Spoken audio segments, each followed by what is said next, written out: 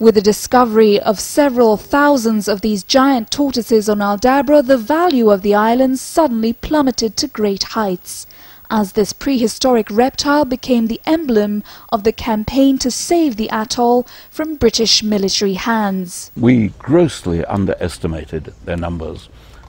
Later on, a census was taken and came up with 150,000 giant tortoises. It's cyclical. It goes up for a while, then it goes down for a while, and so forth, you see. But it's bigger than any other giant tortoise population in the world. Also, it's got perhaps the second largest colony of frigate birds in the world. And it so happened that this colony was perched right at one end of the proposed runway site. Would have been eliminated. The senior RAF officer on that party told me that he would resign the service rather than attempt to land a jet at Aldabra because of the frigate birds. And incidentally, later on, I debated this with the Minister of Defence on television in England, and he said, my advice is that these birds constitute no threat whatever. I said, what on earth do you mean? He said, we have conducted experiments firing chickens at 500 miles an hour at cockpit windows, and the windows haven't broken. I said, have you tried firing them into jet engines at 500 miles an hour? He said, my advice, that there is no problem. Really. Dr. Stoddart's report on Aldabra for the Royal Society sparked off a public campaign in Britain to prevent military construction on the atoll. What he said was that there should not be any development whatsoever on purely ecological grounds. He called Aldabra an unspoiled laboratory with unique and quite irreplaceable characteristics. I said that this was one of the most remarkable atolls in the world, simply in terms of its topography, its ecology, its wildlife, and specifically the land birds, many of which are unique at either species or varietal levels. The seabirds, big colonies of boobies as well as the frigates, lots of shorebirds, and overwhelmingly the turtles in the sea and the tortoises on land. It was incredible.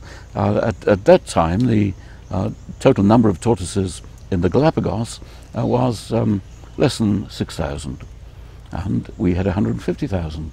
It was a wonder of the world. And I just wrote this down, page and a half, that this must not be allowed to go ahead.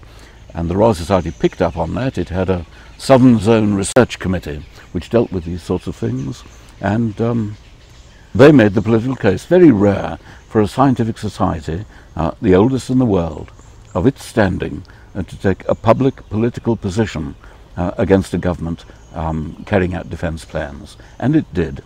And it fought nature red in tooth and claw for this. And in the end it won. However, the fight wasn't won because of the scientific arguments or the British public's pressure on politicians, as the government of Harold Wilson had already decided to proceed to build a base. That decision was taken in August of 1967, and a message went out to all the British diplomatic stations in the Indian Ocean saying the plans to build were going ahead.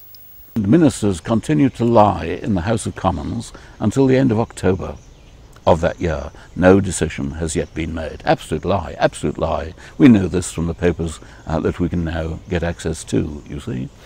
And the decision hadn't been made. The reason it didn't go forward was the pound collapsed.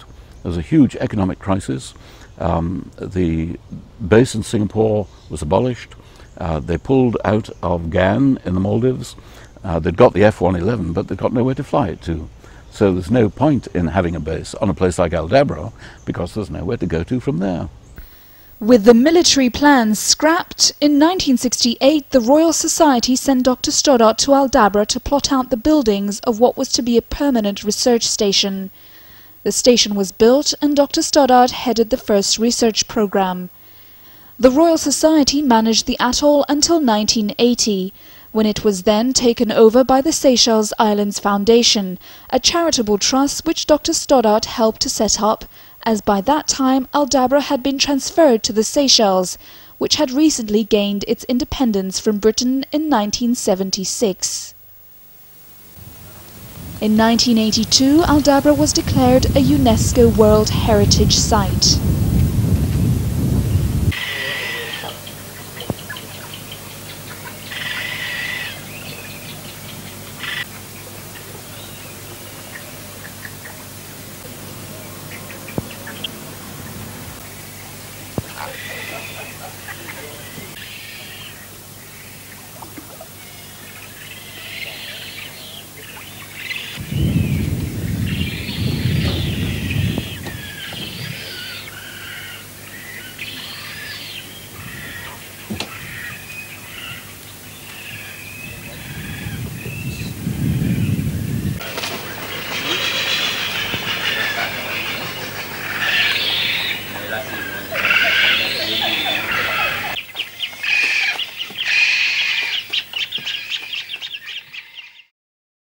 This is a natural laboratory.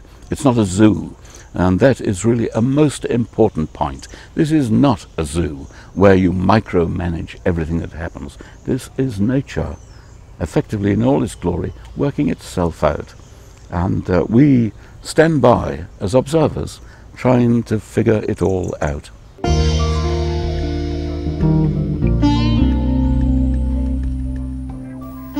When they were under threat of invasion, Aldabra's tortoises, birds and turtles captured the hearts and minds of people in the Seychelles and indeed in many parts of the world, following the transmission of TV documentaries and the publishing of books about the island.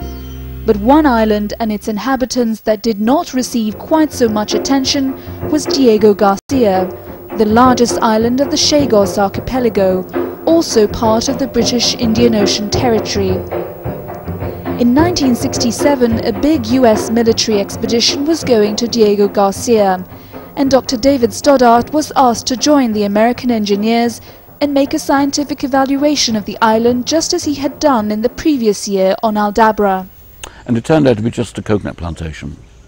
I was very annoyed subsequently about it, because I think I was lied to by the government, who told me that what was planned on Diego Garcia was an austere communications facility. And that was the time of the first moonshots, the late 1960s, and I thought a few satellite dishes like you used to have here on Mahe, and buildings filled with instruments, and that would be that. And I reported that there are lots of coconut plantations in the world, in the Indian Ocean and the Seychelles.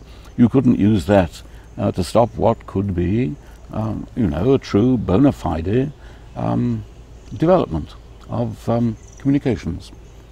And so I wrote a page and a half and said that. Of course, if I'd said the opposite, they would have gone ahead anyway, I'm quite sure.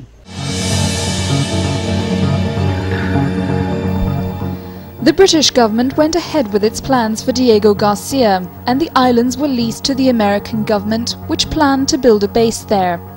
Between 1967 and 1973, 2,000 people of the native Creole population were told to leave.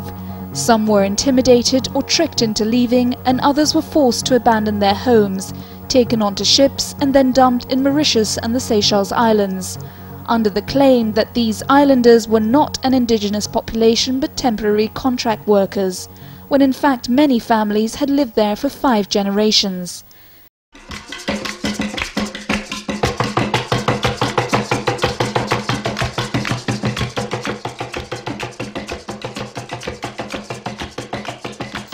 With the Seychelles Islands cleansed of its inhabitants, the US government built an enormous military base, Camp Justice.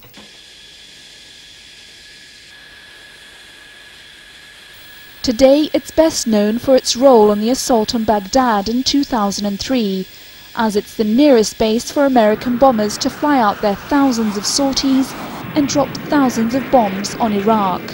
It's probably the biggest US military base in the world outside the United States. And that was not what I understood by an austere communications facility. But what was even worse was that nobody mentioned to me that any other island in the Seychelles would be involved, and certainly nobody gave me the slightest hint that people would be removed and exiled. not even from Diego Garcia, where I thought was where they were going to do it. If I'd known they were going to look at all the other islands, ban people from them, then I would have said there must be surveys of them too, because many are big seabird islands, big turtle islands. They don't have the tortoises, of course, but they've got many of the attributes. It too should be a World Heritage. The Americans seem to have a penchant for picking the world's most remarkable natural wonders and turning them into military bases.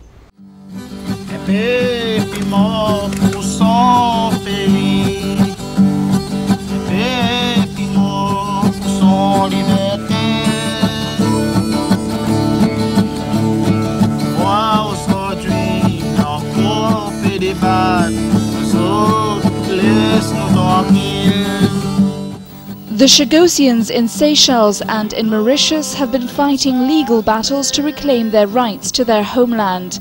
And in the year 2000, the High Court in Britain ruled that their expulsion from Chagos was indeed illegal.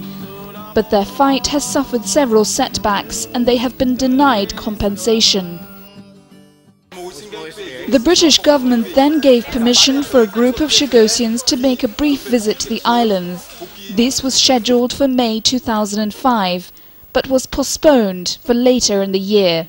They have finally been given the right of a short visit back to the cemeteries of their ancestors. They're going to go to Peros Benos and Salomon, and indeed even Diego Garcia, which surprises me, flying from Mauritius directly there.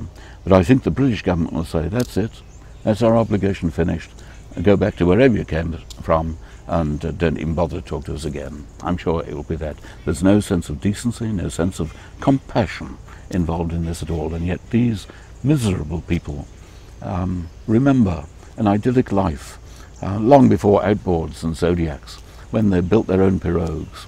They could manhandle them through the surf, they could catch and salt their fish, the coconuts, the pawpaws. It was idyllic. They needed sugar, they needed flour, but that was all part of the coconut plantation economy, you see. That's what they remember. And of course they've now had 30 years of watching the TV, you know, and using washing machines and motor cars and all this kind of thing. And, well, the younger ones don't remember it at all. They exiled about 2,000 people. Many have died, but the population of Chagosians is now about 3,500 people. And I don't think they'll ever get back. At the best they can hope for, I fear, and I've spent a lot of time on this issue, is substantial compensation. I mean real compensation, not you know, toy money.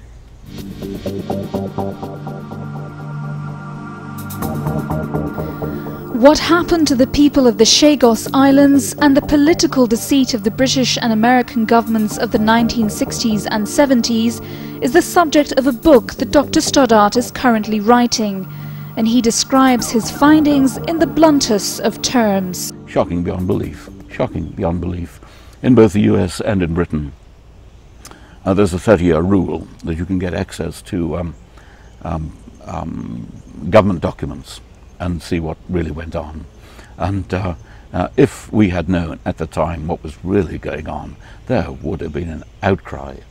These people would have been cast in the outer darkness. They lied repeatedly to the Commons, lied repeatedly to the British people, made things up, lied. I mean, in the case of the Chagosians, as you may know, they deliberately made things up, disregarded fact, said things they knew to be untrue. All they wanted to do was get rid of them, you see.